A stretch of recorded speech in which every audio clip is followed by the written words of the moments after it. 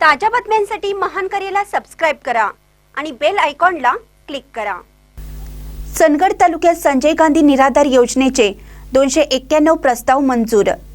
संजय गांधी निराधार अनुदान योजना समितीची महत्त्वपूर्ण बैठक सोमवारी 30 डिसेंबर 2025 रोजी सनगड येथे पार पडली। या बैठकीत तालुक्यातील एकूण 291 लाभार्थ्यांचे प्रस्ताव सादर झाले असून सर्व प्रस्तावांना एकमताने मंजुरी देण्यात आली। त्यामुळे निराधार, विधवा, अपंग तसेच अत्यंत गरजू कुटुंबांना मोठा दिलासा मिळाला आहे। बैठकीला तहसीलदार राजेश चव्हाण, समितीचे अध्यक्ष लक्ष्मण विश्राम गावडे, नायब तहसीलदार प्रकाश जोशीलकर, पंचायत समितीचे गटविकास अधिकारी यांच्यासह किल्लेदार साहेब सुरेश कांबळे, सौ शीतल कट्टी, सौ श्रीलक्ष्मी जाधव, महादेव सांबरेकर, भरमुता पाटील, वैजनाथ हुसेनकर, ज्योतिबा गोरल आदी सदस्य उपस्थित होते। बैठकीदरम्यान सर्व प्रस्तावांची सखोल छाननी करण्यात आली।